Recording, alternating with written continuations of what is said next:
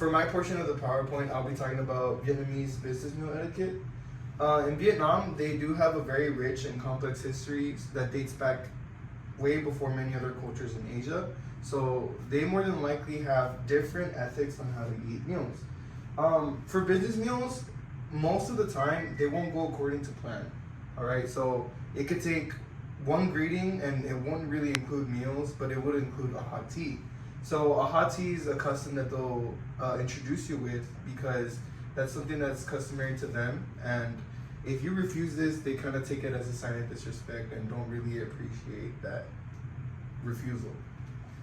Apart from that, they do require a traducer, a translator, someone that can be there between a foreigner and someone that is native to their language and their mother tongue.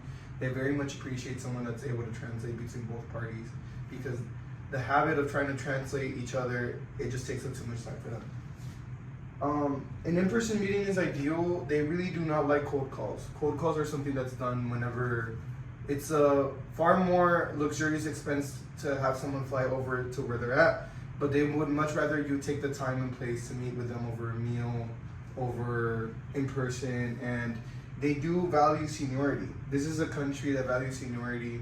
Anytime that you shake hands with a group of people, you try to introduce yourself to the eldest person first because that's a sign of respect. If you don't, they really frown upon that and don't really like making business with people like that. As for whenever the meal arrives,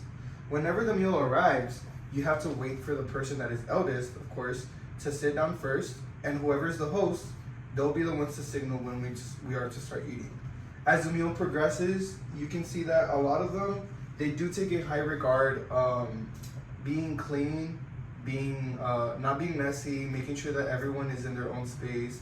For example, a lot of us here would pass things over each other's face or each other's body, over each other's head. They really would appreciate for you to do it on your left side.